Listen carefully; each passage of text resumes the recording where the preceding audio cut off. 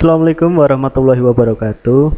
Ya, apa kabar anak-anak hari ini? Semoga kalian sehat selalu ya.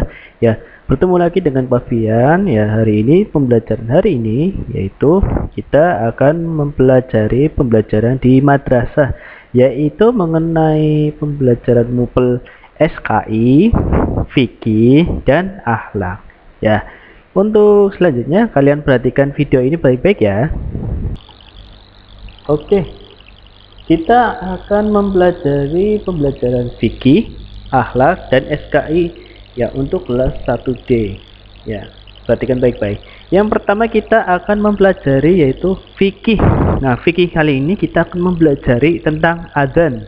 Nah, tentu kalian sudah pernah mendengar adzan, apalagi mungkin bisa kalian sudah mungkin di rumah sudah pernah adzan di musola atau masjid. Nah, kita kembali lagi. Pengertian adzan itu apa sih? Ya, adzan adalah kalimat-kalimat thayyibah yang berisi panggilan untuk sholat dan memuji kebesaran Allah Subhanahu wa Ta'ala. Ya, jadi adzan ini berisi kalimat-kalimat thayyibah, ya, kalimat-kalimat yang baik yang berisi panggilan untuk melaksanakan sholat dan memuji kebesaran Allah. Nah, adzan itu harus disuarakan dengan lafaz atau bahasa Arab. Jadi tidak boleh adzan itu diganti ke dalam bahasa Indonesia, tidak boleh. Harus dengan lafaz Arab. Termasuk waktu bacaan kamu dalam sholat itu tidak boleh diubah menjadi bahasa Indonesia.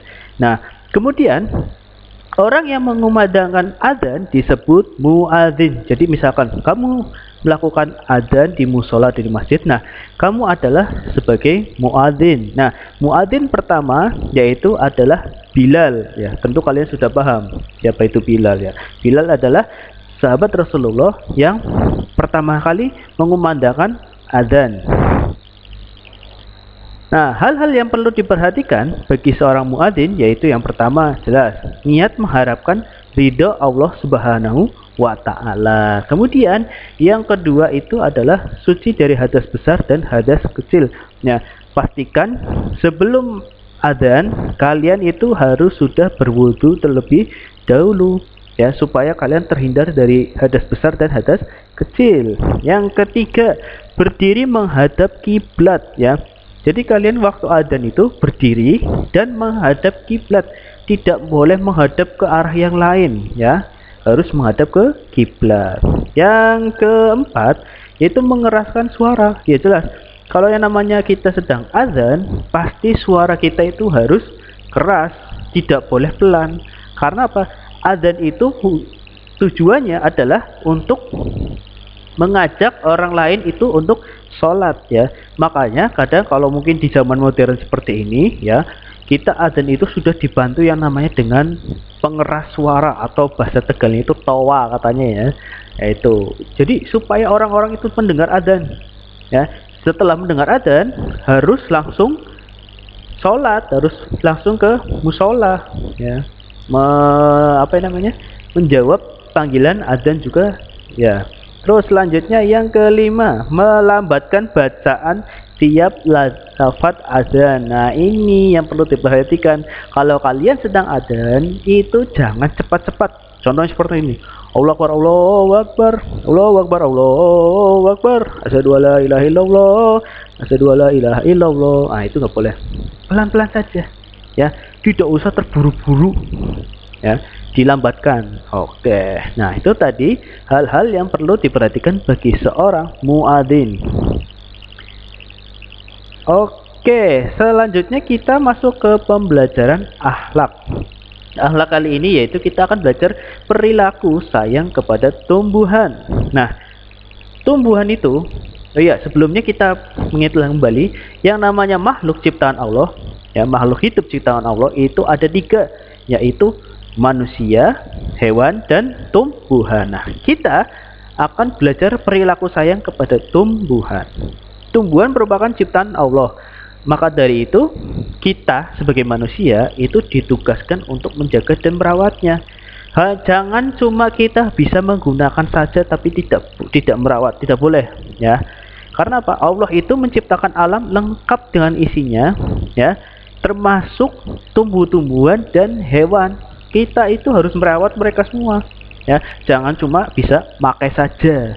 Nah, kita itu diciptakan untuk saling menyayangi tumbuhan ya ataupun hewan dengan cara merawatnya. Misalkan kalau kalian punya tumbuhan itu ya diberi pupuk atau disiram ya. Ininya kita itu ditugaskan untuk merawat semua makhluk hidup. Nah, yang selanjutnya, semua tumbuhan itu memiliki manfaat sesuai sifat dengan jenisnya ya.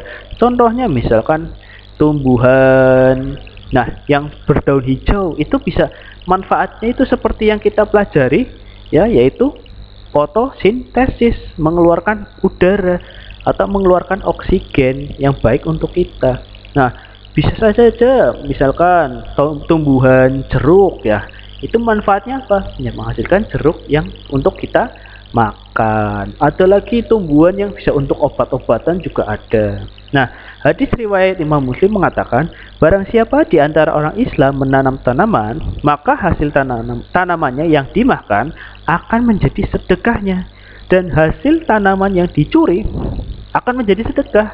Dan barang siapa yang merusak tanamannya, maka akan menjadi sedekah sampai akhir kiamat atau hari kiamat, yaitu. Nah, kemudian dalam surat ke-20 ayat 53, yaitu surat Toha ayat 53, yang artinya yang telah menjadikan bagimu bumi sebagai hamparan, dan yang telah menjadikan bagimu bumi itu jalan-jalan, menurunkan dari langit air hujan, maka kami tumbuhkan dengan air hujan itu berjenis-jenis tumbuhan dan yang bermacam-macam. Jadi mengapa adanya tumbuhan itu ya karena Allah tadi menciptakan air hujan untuk menjadikan tumbuhan-tumbuhan itu ada dan bermacam-macam. Itu sudah dijelaskan dalam surat Toha ayat 53. Selanjutnya, nah, manfaat tanaman juga bisa kita rasakan sebagai penghijauan, sebagai paru-paru dunia, karena pohon itu menyerap gas-gas yang beracun atau karbon dioksida untuk dijadikan gas yang sangat menyehatkan bagi tubuh manusia, yaitu oksigen.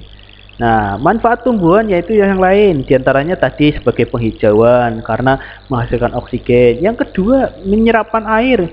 Ini itu tumbuhan kan memiliki akar. Akar itu berfungsi menyerap air supaya airnya itu masuk ke dalam tanah dan tidak menyebabkan longsor. Nah, tadi ini seperti yang di nomor 3, menahan longsor. Selain itu bisa mencegah yang namanya kebanjiran. Ternyata pohon itu bisa mampu mencegah kebanjiran. Terus kita akan belajar materi SKI, yaitu kita akan belajar tentang Jazirah Arab. Nah, di Jazirah Arab ini, tanah Arab ini memiliki luas kurang lebih sekitar 1.100.000 mil persegi dan terbagi menjadi 2 bagian, yaitu bagian tengah dan bagian pinggir laut atau pesisir pantai. Nah, bagian tengah ini terdiri dari padang Sahara atau padang pasir Sahara yang sangat luas. Nah, padang pasir ini dibagi menjadi 3 bagian, yaitu yang pertama Sahara Langit atau Sahara Nufud. Itu yang padang pasirnya itu sangat gersang karena jarang dibasahi oleh hujan.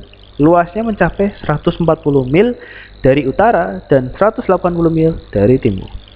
Kemudian Sahara Ar-Rub al-Khali, yaitu Sahara atau padang pasir yang sangat sepi karena kegersangan dan ketandusan.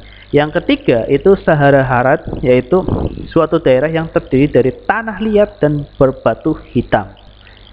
Nah, tadi itu sesuai kondisi wilayahnya. Kemudian yaitu yang kedua, ini keyakinan masyarakat Arab itu pada zaman jahiliyah. Jadi zaman sebelum Rasulullah datang.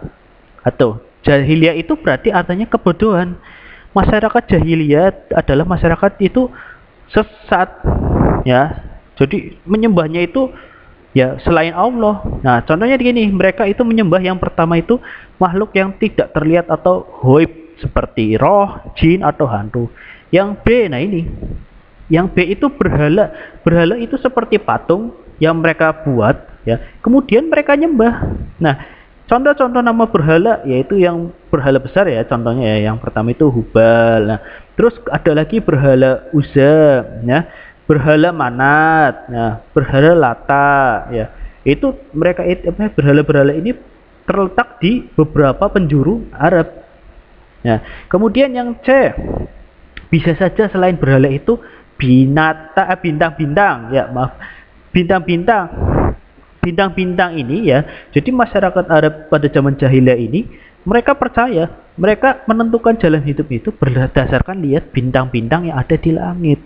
Ya, contohnya misalkan yang sering kita lihat itu ada Leo, ya Aquarius. Nah, itu nggak boleh. Itu syirik, ya. Itu tidak diajarkan dalam Islam dan itu sangat sangat tidak dianjurkan atau haram kita percaya seperti itu, ya. Yang selanjutnya agama Yahudi. Agama Yahudi adalah agama kitab Taurat yang dibawa masyarakat Bani Israel pengikut Nabi Musa. Ya, agama Yahudi ini adalah sebenarnya ini agama yang tidak baik juga, ya, Yahudi, ya, dibawa oleh masyarakat Bani Israel, ya, pengikut Nabi Musa, tapi ajarannya ini sesat, ya, salah. Nah, yang selanjutnya yang terakhir itu agama Nasrani. Nah, agama Nasrani sebetulnya berasal dari ajaran kitab Injil, dibawa oleh kaum Yahudi, tapi isinya itu dirubah. Karena apa? Sebetulnya kitab Taurat dan Injil itu sama-sama untuk menyembah Allah, namun dalam beberapa orang ini mereka ganti isinya, ya, supaya tidak menyembah Allah. Selanjutnya yang terakhir yaitu kondisi sosial ekonomi.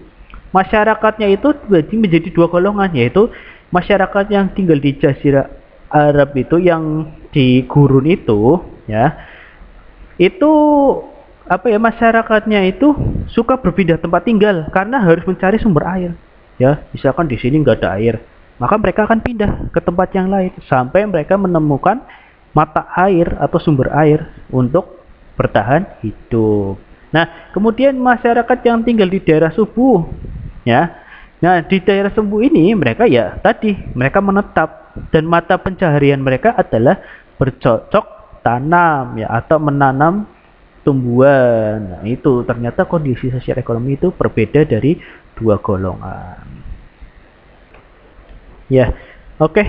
Itu saja penjelasan dari Pak Guru, ya, karena sudah selesai, ya. Pak Guru akhiri. Terima kasih untuk sudah memerhatikan video pembelajaran kali ini. Tetap semangat anak-anak dan jangan lupa nanti akan Pak Guru berikan tugas kalian untuk kerjakan di rumah, ya. Nah, Pak Guru akhiri. Apabila ada kata-kata Pak Guru yang salah atau kurang berkenan, Pak Guru minta maaf. Assalamualaikum warahmatullahi wabarakatuh.